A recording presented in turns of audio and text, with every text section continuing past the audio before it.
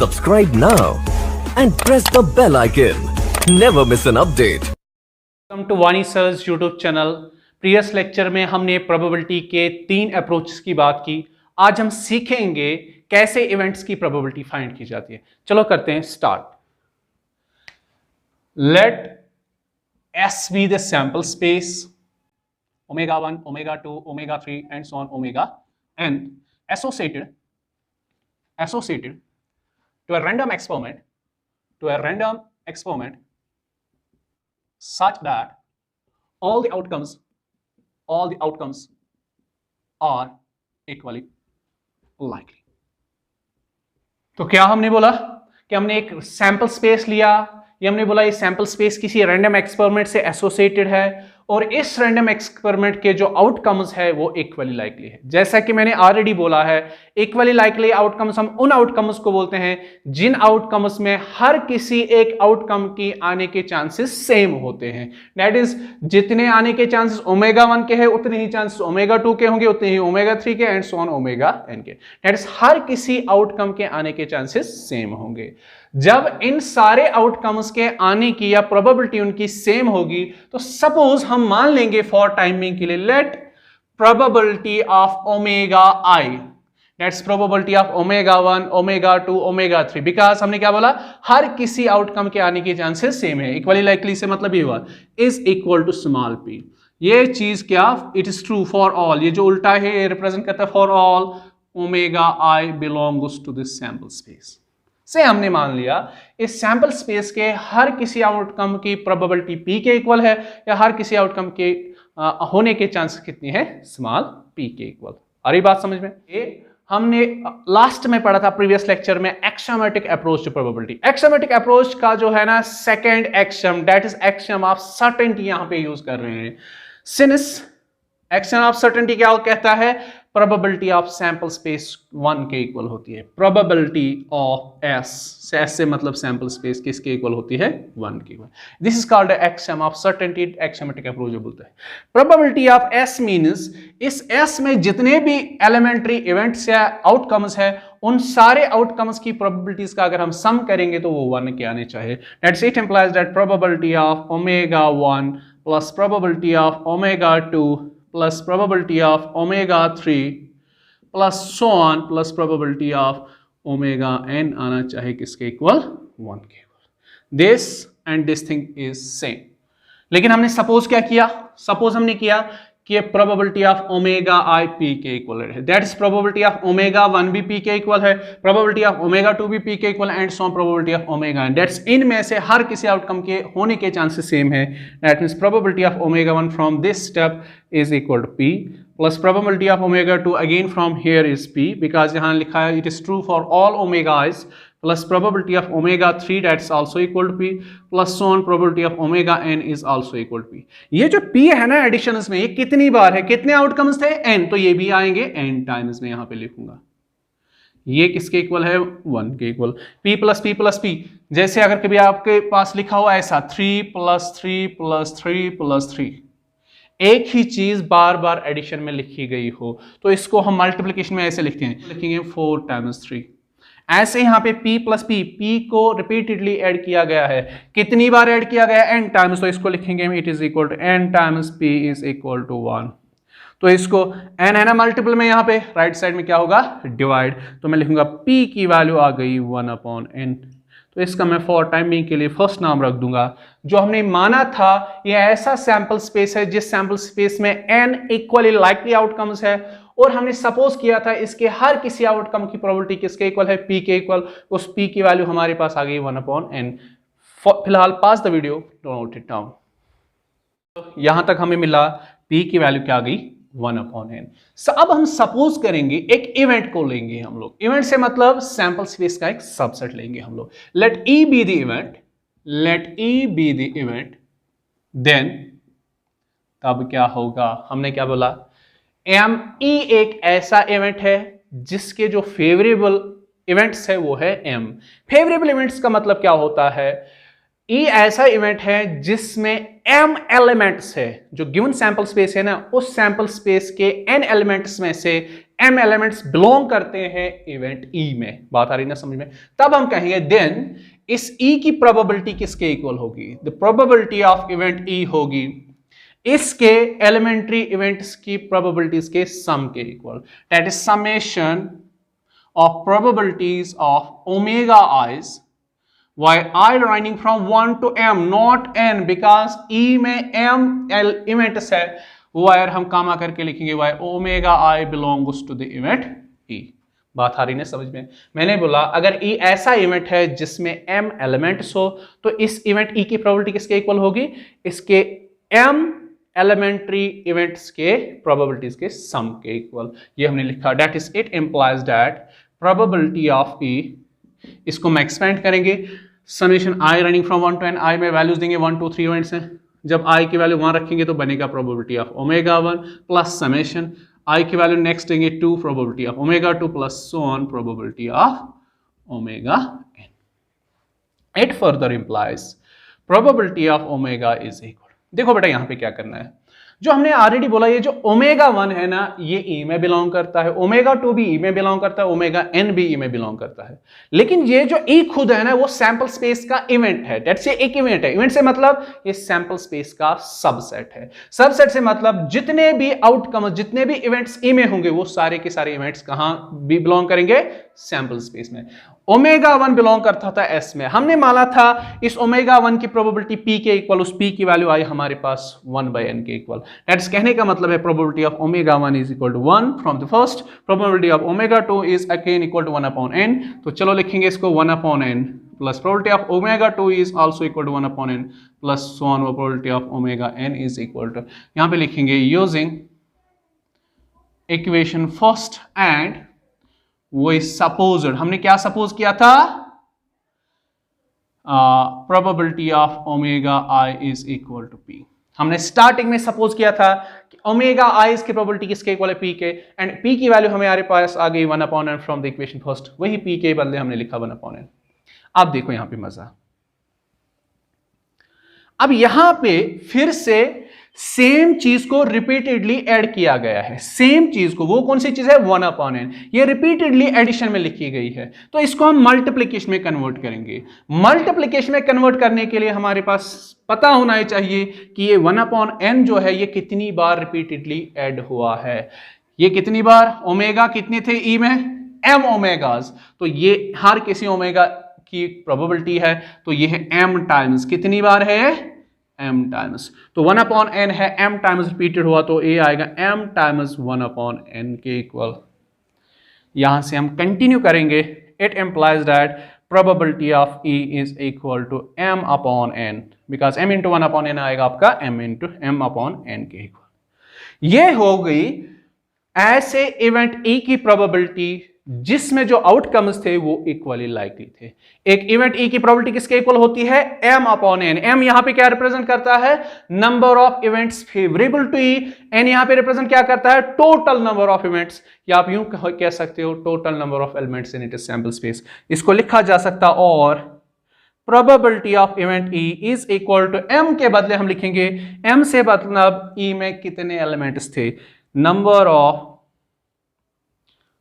Outcomes भी लिख सकते हो, number of outcomes favourable to event E upon में लिखना है total number of outcomes, total number of. इसी चीज को आप फिर से ऐसे लिख सकते हो, कैसे? It implies that probability of event E, number of outcomes favourable to E का मतलब हुआ उन सारे एलिमेंट्स का नंबर वो कितने हैं जो E में बिलोंग करते हो, इसको आप सिंपल टर्म्स में ऐसे लिख सकते हो, number of elements belonging to E upon में टोटल नंबर ऑफ आउटकम्स से मतलब होता है इस इवेंट E का जो सैंपल स्पेस है, सबसे बड़ा सेट है, उस सैंपल स्पेस में कितने एलिमेंट्स हैं। ऐसे आप उन सारे इवेंट्स की प्रोबेबिलिटी फाइंड कर सकते हो जिन इवेंट्स में जो आउटकम्स क्या होने चाहिए? Equally likely. यहां में मैं लिखूंगा प्रोवाइडेड कंडीशन इसके लिए है इवेंट्स और outcomes, provided outcomes are equally likely and यहां पे और एक चीज है, कंडीशन क्या है, एक इवेंट ई की प्रोबेबिलिटी किसके इक्वल होती है, number of elements belonging to E upon में number of elements in it is sample space. लेकिन कंडीशन क्या है, इस इवेंट या इस सैंपल स्पेस में जो आउटकम्स होंगे वो इक्वली लाइकली होने चाहिए। दैट मीन्स जहां पे आउटकम्स आपके इक्वली लाइकली नहीं होंगे वहां पे आप ये वाली फॉर्मूला यूज नहीं कर सकते हो to find the probability of any event. बात आ रही है इसमें। एंड यहां पे एक चीज और है, यहां पे जो नंबर्स यूज हुए एम और एन, एन क्या रिप्रेजेंट करता है, सैंपल स्पेस में कितने आउटकम्स है, एम क्या रिप्रेजेंट करता है, इसके इवेंट में कितने आउटकम्स है। तो इवेंट से मतलब सैंपल स्पेस का सबसेट। क्या कभी सबसेट में सुपरसेट से ज्यादा एलिमेंट्स हो सकते हैं, नहीं। सबसेट में या तो कितने एलिमेंट्स हो सकते हैं, कोई नहीं, दैट्स एम्प्टी सेट हो सकता है, दैट्स 0, या इसमें मैक्सिमम कितने एलिमेंट्स हो सकते हैं जो इसके सुपरसेट में हो। तो कहने का मतलब है जो m की वैल्यू है ना बेटा, वो या ग्रेटर और इक्वल टू 0 होगी, दैट्स m की वैल्यू या 0 होगी या 0 से बढ़ के कहां तक, n तक, या n से कम। Pause the video to note it down so that we can continue. चलो गाइस इस चीज को कंटिन्यू करते हैं हम लोग। हमने क्या लिखी m के लिए कंडीशन, जो m होगी that is m means number of elements in event e जो होगा या वो 0 के इक्वल होगा या 0 से बढ़ के कहां तक हो सकता है, n के इक्वल। n से मतलब जो उसके सैंपल स्पेस में नंबर ऑफ आउटकम्स होंगे। तो इसको मैं थोड़ा फर्दर कंटिन्यू करता हूं, दैट इज ये जो हमारा m है दैट शुड बी ग्रेटर और इक्वल टू 0 बट लेस और equal to n। Divide each term, divide each term by n। हम हर किसी इस इनइक्वालिटी ये जो है हर किसी टर्म को हम किससे डिवाइड कर रहे हैं, n से। तो क्या मिलेगा, 0 अपॉन n इज लेस और equal to m upon n is less और equal to n upon n। बात आ रही है समझ में। You know 0 upon finite quantity होता है 0 के इक्वल, इज लेस। ये जो है ना आपका m अपॉन n, ये ऑलरेडी अभी आपने देखा, this is probability of e। Probability of e हमारा किसके इक्वल आया था, m अपॉन n के equal. Next m upon n के बदले हम लिख सकते हैं प्रोबेबिलिटी ऑफ e। n और n कैंसल आउट होगा तो ये बनेगा हमारा। ये जो ये वाला स्टेप है ना, देखो ये क्या हमें कहता है, हमने ये माना था e कोई इवेंट है, यहां हमें मिल गया इस इवेंट ई की जो प्रोबेबिलिटी वो वैरी करेगी कहां से कहां तक, 0 से 1 तक। दैट इज ई की प्रोबेबिलिटी सबसे कम या होगी 0 या सबसे ज्यादा होगी 1 या in between 0 and 1। It implies किसी भी इवेंट की प्रोबेबिलिटी 1 से ज्यादा नहीं होगी और किसी भी इवेंट की प्रोबेबिलिटी कभी नेगेटिव नहीं होगी। तो यहां मैं लिखूंगा it implies that probability of any event can never be negative. किसी भी इवेंट की प्रोबेबिलिटी ना तो नेगेटिव होगी कभी, नॉर मोर देन 1। बात आ रही ना समझ में। किसी भी इवेंट की प्रोबेबिलिटी या ना नेगेटिव होगी ना वो 1 से ज्यादा होगी। इसे हम कहते हैं scale of probability. That is 100% को यहां पे 1 माना जाता है, 0% को यहां पे 0 माना जाता है। गाइज आप इस चीज को लिखो, हम कुछ एग्जांपल्स करते हैं इस कंसेप्ट पे बेस्ड। गाइस जो हमने प्रोबेबिलिटी ऑफ इवेंट पढ़ी, हम उस पर अब कुछ एग्जांपल्स करते हैं। Let us take a sample space of a coin tossed once. जब हम एक कॉइन को एक बार टॉस कर रहे हैं, यू नो उसका सैंपल स्पेस होता है हेड और टेल। अब इस एस के हम कुछ इवेंट्स ले रहे हैं। Let E is the event, head occurs and F is the event, tail appears. Guys, are you getting me? E किसको रिप्रेजेंट करता है, हेड आने को, और F किसको रिप्रेजेंट करता है, टेल आने को। चलो अब हम देखते हैं प्रोबेबिलिटी ऑफ E क्या होती है। प्रोबेबिलिटी ऑफ E फाइंड करने से पहले मैं पहले लिखूंगा कि सैंपल स्पेस में टोटल आउटकम्स कितने हैं। यहां पे लिखूंगा total number of outcomes are 2, कितने, एंड आर, ये जो यहां पे आउटकम्स है वो है इक्वली लाइकली। सपोज यहां पे हमने एक अनबायस्ड कॉइन को टॉस किया। अनबायस्ड कॉइन से मतलब नॉर्मल कॉइन, जिससे के साथ हमने कोई हेरा फेरी नहीं की है, जैसे अमिताभ बच्चन ने की थी शोले मूवी में। तो जब हम एक नॉर्मल कॉइन को टॉस कर रहे हैं, जितने चांसेस हेड आने के हैं उतने ही चांसेस टेल आने के। तो दैट मींस यहां पे जो आउटकम्स है वो इक्वली लाइकली है। तो इस सैंपल स्पेस में टोटल कितने आउटकम्स है, 2। तो मैं यहां पे लिखूंगा number of outcomes favourable to event E is, बताओ इवेंट ई जो है इसके कितने फेवरेबल आउटकम्स है? फेवरेबल आउटकम से मतलब अगर ई को हम in the form of set लिखेंगे तो सैंपल स्पेस के कितने एलिमेंट्स कितने आउटकम्स में आएंगे? ई किसको रिप्रेजेंट करता है? हेड आने को। तो इसमें इसके कितने आउटकम्स है favourable? Only one is one. नेट्स में यहां पे ऐसे लिख सकता हूं E is equal to this set containing only one element, that's H. Similarly number of outcomes favourable to event F is, event F के कितने फेवरेबल आउटकम्स है? एफ क्या रिप्रेजेंट करता है? टेल आने को। तो टेल कितने हैं? एक ही है ना इसमें, दैट्स अगेन वन। तो दैट्स लिख सकता हूं F is equal to, guys are you getting me now? Therefore अब मैं लिखूंगा probability of E. Probability of E से मतलब नंबर ऑफ आउटकम्स फेवरेबिलिटी। इसको अब मैंने क्या बोला सिंपल टर्म्स में, ई में कितने एलिमेंट्स है, that's number of elements in event E upon में number of elements in it sample space, simplicity के लिए। अदरवाइज आप लिख सकते हो number of outcomes favourability upon में total number. It implies that probability of E बनेगी, ई में कितने एलिमेंट्स है बेटा? एक ही है, वन। इसके सैंपल स्पेस में कितने एलिमेंट्स है? टू। तो ई के आने के चांसेस कितनी है? 1/2, that's 50%। And probability of F कितनी बनेगी? Number of elements belonging to F upon में number of elements in it sample space. समझ में आ रहा है ना? तो it implies that probability of F क्या बनेगा? एफ में कितने एलिमेंट्स है? एक ही, और इसके सैंपल स्पेस कितने एलिमेंट्स है? 1/2। ऐसे हम इवेंट्स की प्रोबेबिलिटी फाइंड करते हैं। Pause the video to note it down.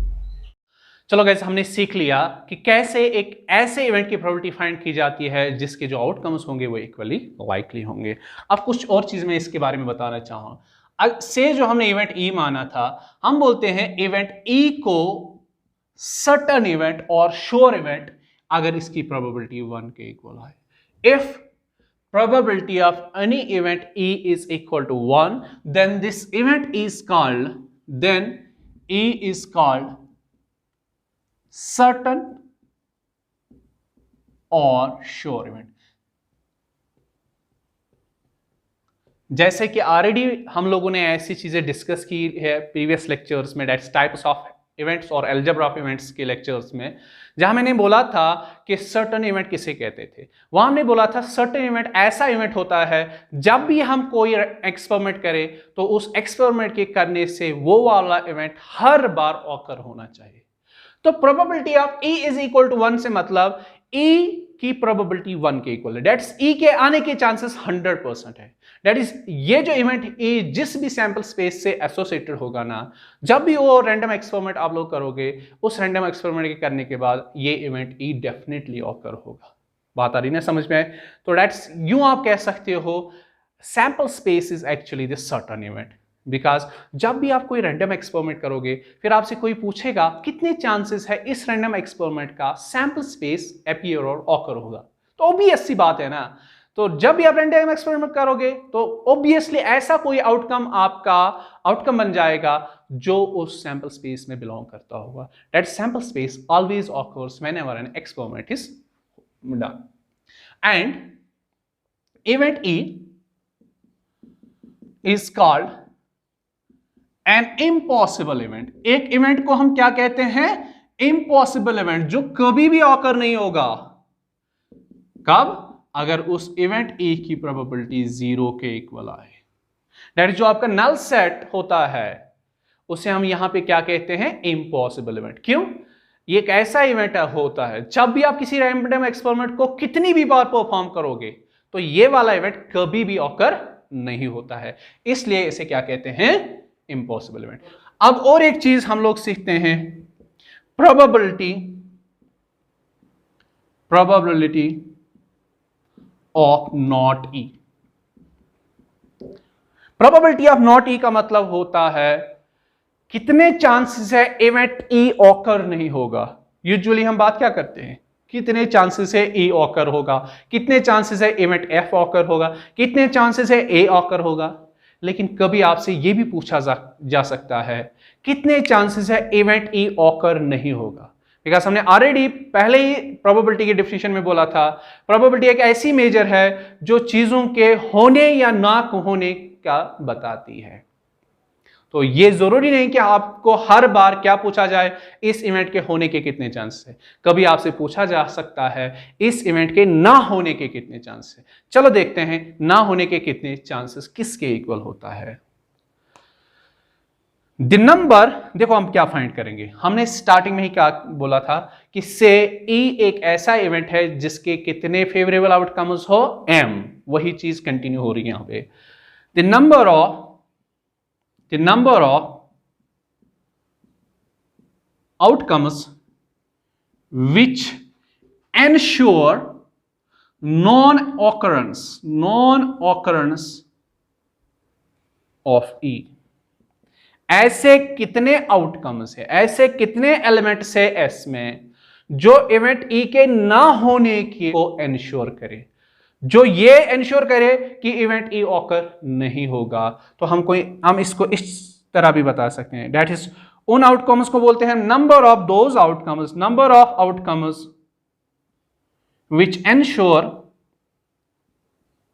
Happening of what, which ensure occurrence of event E बार। ई बार पढ़ा है ना टाइप्स ऑफ इवेंट्स में। ई बार हम किसको कहते हैं, कंप्लीमेंट्री इवेंट ऑफ ई और इवेंट नॉट ई। देखो मैंने यहां पे क्या लिखा, मैंने बोला ऐसे कितने आउटकम्स है जो इवेंट ई के ना होने को एंश्योर करे, वो आउटकम्स इतने होंगे जो कंप्लीमेंट्री इवेंट ऑफ ई के होने को एंश्योर करे, हैपनिंग को एंश्योर करे। बात आ रही है समझ में। अच्छा अब बताओ इवेंट ई के कितने फेवरेबल आउटकम्स थे, m, टोटल कितने आउटकम्स थे एस में, n, ऐसे कितने आउटकम्स है जो ई में बिलोंग नहीं करते हो। समझो बात को, ये suppose this is our sample space, इस सैंपल स्पेस का कोई सबसेट इवेंट ई है। बात आ रही है समझ में। ई में कितने आउटकम्स थे, m, टोटल एस में कितने आउटकम्स थे, n। अब बताओ ऐसे कितने आउटकम्स है जो ई में नहीं होंगे, वो कितने होंगे, इस टोटल n आउटकम्स को हम माइनस करेंगे m, वहां क्या बचेंगे, ऐसे आउटकम्स जो इवेंट ई में बिलोंग नहीं करते हो। तो this portion, this area, this is what, ये सारे वो आउटकम्स को रिप्रेजेंट करता है जो s में है बट ई में नहीं है। दैट इज हम लिखेंगे number of outcomes not favourable. चलो हम सिंपल लैंग्वेज में लिखता हूं, not favourable to E is n minus. Guys ये चीज क्लियर हुई ना। इवेंट ई के कितने फेवरेबल थे, m, इवेंट ई के नॉन फेवरेबल कितने हैं, n में से m बाहर निकालो, वहां जो बचेंगे वो ही बचेंगे कौन से आउटकम्स, जो नॉन फेवरेबल टू ई है। बात आ रही ना समझ में। तो चलो इस चीज को तो क्या लिखा हम लोगों ने कि ऐसे आउटकम्स कितने हैं जो फेवरेबल ई के नहीं है, that is number of outcomes not favourable to E. देखो गाइस ऐसा आउटकम जो फेवरेबल टू ई होगा वो फेवरेबल टू ई कंप्लीमेंट नहीं होगा, ऐसा आउटकम जो फेवरेबल टू ई नहीं होगा वो फेवरेबल टू ई कंप्लीमेंट होगा। वही मैंने लिखा, ऐसे कितने आउटकम्स है जो फेवरेबल टू ई नहीं है, वो है n माइनस एम। वही मैं यहां पे number of outcomes favourable to E complement होगा n माइनस एम। तो तब हम लिखेंगे therefore probability of not E और कंप्लीमेंट्री इवेंट ऑफ ई किसके हो इक्वल होगा, किसी भी इवेंट की प्रोबेबिलिटी किसके इक्वल हो, जब उसमें जो आउटकम्स हो वो इक्वली लाइकली हो। ऑब्वियस मैंने बोला है इस इवेंट ई कंप्लीमेंट है, कितने एलिमेंट्स है, ऊपर लिखा है that's n minus M, upon में क्या लिखना होता है, टोटल कितने आउटकम्स थे n। इस चीज को हम ऐसे लिखेंगे probability of E complement is equal, अलग अलग डिवाइड करेंगे n upon n minus m upon n। It implies that probability of E complement, और यू कह सकते हैं नॉट ई की है n अपॉन n हो गई 1 माइनस m अपॉन n। देखो m अपॉन n आपने स्टार्टिंग में ही पढ़ा है, क्या पढ़ा आज, m अपॉन n आया था प्रोबेबिलिटी ऑफ ई। तो ये है वो चीज जो हम लोगों ने पढ़नी थी। ये p ऑफ e से मतलब e के होने के कितने चांसेस है, p ऑफ e कंप्लीमेंट से मतलब e के ना होने के कितने चांसेस है, कितने चांसेस होते हैं e के ना होने के, 1 माइनस e के होने के chances. That is probability of e complement होता है किसके equal, 1 minus probability of e। यहां हम इसको ऐसे भी लिख सकते हैं ई कंप्लीमेंट से मतलब नॉट ई, कभी आप ऐसे भी लिख सकते हो, ई कंप्लीमेंट की जगह आप नॉट ई भी लिख सकते हो। प्रोबेबिलिटी ऑफ नॉट ई का मतलब हो कितने चांस से ई ऑकर नहीं होगा, वो है 100% चांसेस है, मतलब बिकॉज 100% यहां क्या रिप्रेजेंट करता है, 1 माइनस ई के होने के चांसेस। सिंपल सी बात है ना। अगर आपसे कोई पूछे ई के होने के चांसेस कितने हैं, आप बोलोगे 100% में से माइनस करो ई के होने के चांसेस, वहां क्या बचेंगे, ई के ना होने के चांसेस। तो प्रोबेबिलिटी ऑफ नॉट ई किसके इक्वल होता है गाइस, 1 माइनस प्रोबेबिलिटी। अगर कभी ऐसा लिखा हो probability of not A, it is not necessary E use हुआ, not B, not C, not कुछ भी हो सकता है, नॉट ए किसके इक्वल होगा, 1 माइनस प्रोबेबिलिटी ऑफ ए। चलो इस चीज को राइट डाउन करो। चलो गाइस, आप कुछ और एग्जांपल्स हम लोग करते हैं। Let us take sample space of a dice rolled once. जब हम एक बार एक डाई को रोल करेंगे, उसका सैंपल स्पेस ही होता है 1 2 3 4 5 6। इन 6 फेसेस में कोई भी एक फेस आपका आउटकम बनेगा। अब इसके हम कुछ सबसेट्स लेंगे। सबसेट से मतलब events. Let A is equal to 1 3 5, F is equal to से 2 4 6, 2 4 लेंगे ओनली, एंड से जी इज इक्वल 4 5 6। अब मैं कुछ क्वेश्चंस बनाऊंगा। Find probability of E, probability of F, probability of G and probability of not F, sorry not F, probability. तो यहां पे कुछ क्वेश्चंस हम लोग लिए, मैंने कुछ इवेंट्स यहां से दिए, सैंपल स्पेस आपको यहां से दिया। बस आपको ये फाइंड करना है कि ई के होने के चांसेस कितने हैं, एफ के होने के कितने चांसेस, जी के होने, और probability of not F, F के ना होने के चांस। चलो हम लोग ये करते हैं। सोल्यूशन हम कैसे करते हैं, मैंने अभी बोला। देखो पहली चीज जो आज हमने प्रोबेबिलिटी पढ़ी, एक इवेंट के होने के कितने चांसेस होते हैं, वो होता है किसके इक्वल, उस इवेंट में कितने एलिमेंट्स है अपॉन में उस इवेंट के सैंपल स्पेस में कितने। वो वाली फॉर्मूला आप सिर्फ और सिर्फ तब यूज कर सकते हो जो आपने एक्सपेरिमेंट की है, उस एक्सपेरिमेंट के जो आउटकम्स होंगे ना वो इक्वली लाइकली होने चाहिए। जब हम एक सिंपल डाइस को थ्रो करते हैं, इसके जो आउटकम्स है वो equally likely. Outcomes equally likely का होने का मतलब होता है जितने चांसेस फेस 1 के आने के हैं उतने ही चांसेस फेस 2 3 4 5 6 के आने, इसी को कहते हैं हम इक्वली लाइकली। बात आ रही है समझ में। चलो करते हैं इस क्वेश्चन को। We know probability of event E किसके इक्वल होता है, number of outcomes favorable to E, number of outcomes favorable to E upon में क्या लिखना होता है, total number of outcomes, total number of। बताओ E के कितने आउटकम्स फेवरेबल है, E के कितने आउटकम्स से फेवरेबल मतलब E में कितने एलिमेंट्स है, 1 2 3, 3 है ना, अपॉन में टोटल कितने आउटकम्स है मतलब इसके सैंपल स्पेस में कितना आउटकम्स है, 6, 3 अपॉन 6 दैट्स 1 अपॉन 2 हो गया। Probability of E is equal to 1 upon 2। अब प्रोबेबिलिटी ऑफ एफ हम लोग फाइंड करेंगे। फिर से प्रोबेबिलिटी ऑफ एफ किसके इक्वल होगी, एफ के कितने आउटकम्स फेवरेबल है, दैट्स 2 2 एंड 4 अपॉन में टोटल नंबर ऑफ आउटकम्स कितने, 6, 2 अपॉन 6 आप लिख सकते हो 1 अपॉन 3। ऐसे ही प्रोबेबिलिटी ऑफ जी क्या बनेगी, जी के कितने आउटकम्स फेवरेबल है, 1 2 3 4 5 6 दैट्स 3 है, अपॉन में टोटल कितने और 6, 3 अपॉन 6 आपका 1 अपॉन 2। अब है मजा, प्रोबेबिलिटी ऑफ नॉट एफ किसके इक्वल होता है, अभी मैंने पढ़ाया। प्रोबेबिलिटी ऑफ नॉट ई मैंने क्या बोला था, 1 माइनस प्रोबेबिलिटी ऑफ ए।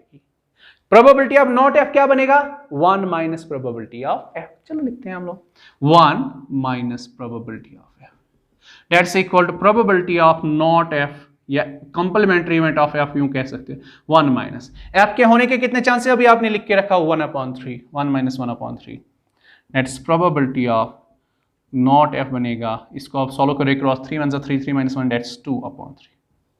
ऐसे नॉट ई या नॉट एफ या नॉट जी या नॉट ए की प्रोबेबिलिटी निकाली जाती है। आई होप आपको ये चीजें क्लियर होंगी। Pause the video to note it down. अब गाइस हम एक बहुत ही इंपॉर्टेंट सिंपल थ्योरम पढ़ने जा रहे हैं related to probability. That theorem is called addition theorem on probability. Theorem का क्या नाम है, addition theorem on probability. On नहीं, ऑफ लिखें, एडिशन थ्योरम ऑफ प्रोबेबिलिटी। देखो एडिशन थ्योरम ऑफ प्रोबेबिलिटी क्या कहती है, if A and B are two outcomes, or two, sorry, not outcomes, events associated to a random experiment, then तब क्या होगा, then probability of A और B, ए और B को यहां कहा जाता है ए यूनियन बी, ऑलरेडी मैंने पढ़ा रखा है अलजेब्रा ऑफ इवेंट्स में, is equal to probability of A plus probability of B minus probability of A intersection B. Guys ये है एडिशन थ्योरम ऑफ प्रोबेबिलिटी। ये कहता है अगर किसी रैंडम एक्सपेरिमेंट से एसोसिएटेड हो दो इवेंट्स ए और बी, फिर इन दो इवेंट्स के यूनियन की प्रोबेबिलिटी जो होती है, probability of A union B, इसे आप कह सकते हो प्रोबेबिलिटी ऑफ ए और बी भी, वो होती है किसके इक्वल, ए के प्रोबेबिलिटी के इक्वल प्लस बी की प्रोबेबिलिटी इक्वल माइनस इन दोनों की इंटरसेक्शन की प्रोबेबिलिटी के इक्वल। चलो इस चीज को हम लोग प्रूव करते हैं। Let S is the sample space, S हम लोग मान रहे हैं it is the sample space associated to some random experiment, associated to a random experiment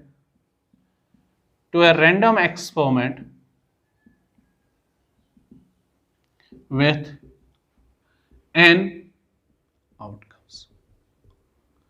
क्या माना गाइस हम लोगों ने, S एक ऐसी सैंपल स्पेस है जो किसी रैंडम एक्सपेरिमेंट से एसोसिएटेड हो, उस S में कितने एलिमेंट्स है, इस सैंपल स्पेस में कितने आउटकम्स है, n। ऑल्सो लेट, यहां पे हम लोगों ने क्या करना है, ये इवेंट ए और बी ये ऑब्वियसली सबसेट्स ऑफ एस होंगे ने, तो इसके इनके कुछ फेवरेबल आउटकम्स होंगे। चलो हम मान लेते हैं also let number of elements in A, इसका मतलब यहां पे number of elements in A नहीं होता है, number of outcomes favourable to A, let us take as m1, say number of outcomes to event B is m2, and इन दो की जो इंटरसेक्शन है दैट्स कॉमन आउटकम्स जो होंगे इनके, number of outcomes favourable to A intersection B is say guys क्या हम लोगों ने माना, ये जो सैंपल स्पेस है गिवन, जिस सैंपल स्पेस में टोटल n आउटकम्स है, उन n आउटकम्स में फेवरेबल से मतलब a में कितने बिलोंग करते हैं m1, b में कितने बिलोंग करते हैं m2, और a इंटरसेक्शन b में कितने बिलोंग करते हैं m।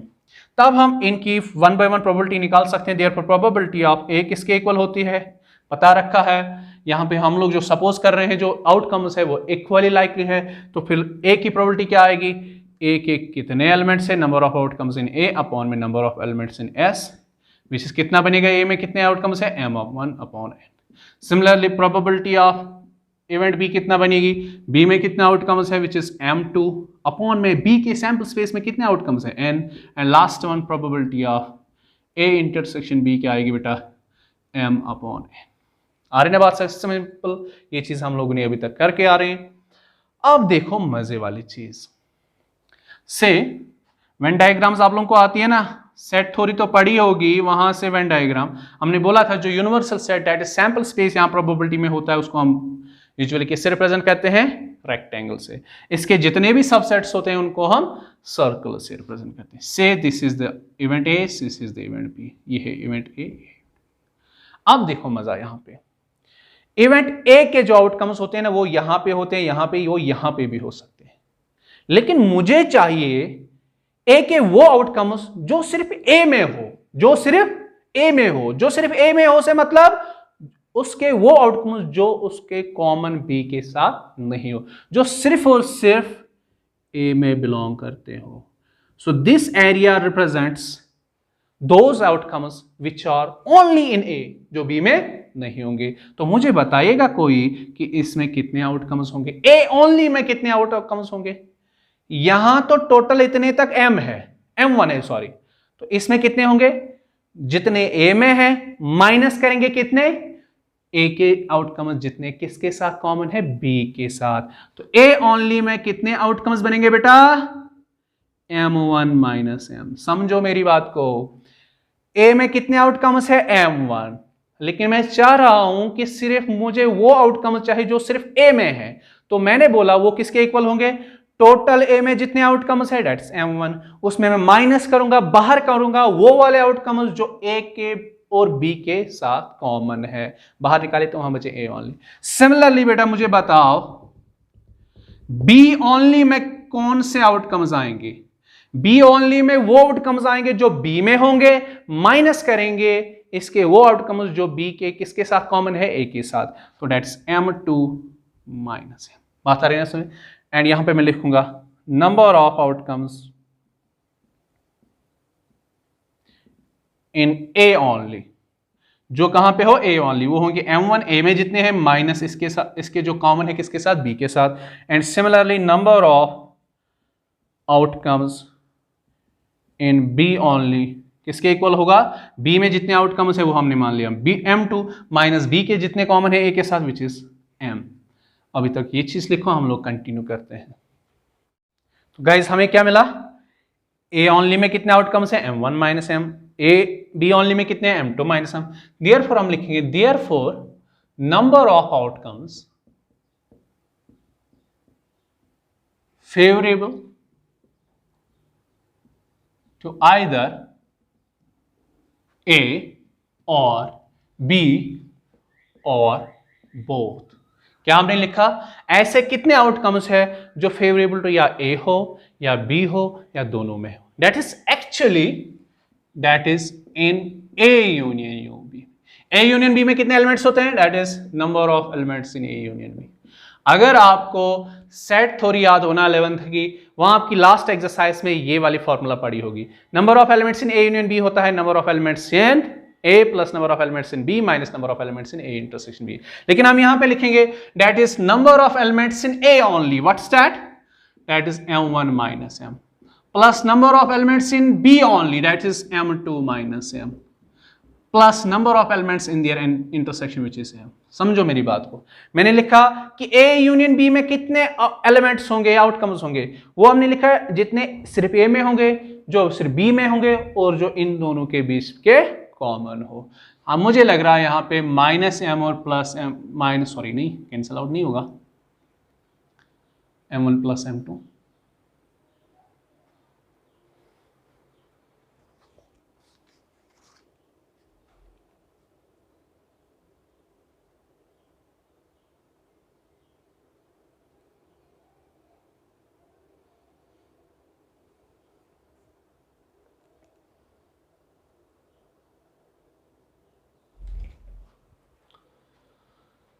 तो गाइस यहां पे क्या होगा, ये वाला माइनस M इस प्लस M से कैंसल आउट होगा, तो हमारा बचेगा that is number of elements in A union B is equal to M1 plus M2 और बचेगा ये वाला माइनस M। अरे ना बात में, अब लिखेंगे therefore probability of A union B किसके इक्वल होगी, probability of A union B क्या होगी, number of elements in A union B. Simple बात है ना, number of outcomes favorability to upon में total number of outcomes, that's number of elements in its sample space. It implies that probability of A union B is equal to A union B के कितने outcomes favorable है ऊपर लिखा हुआ है, that's M1 plus M2 minus M upon में sample space में हमने कितने outcomes माने थे, N। तो इस चीज को कंटिन्यू करते हैं यहाँ पे।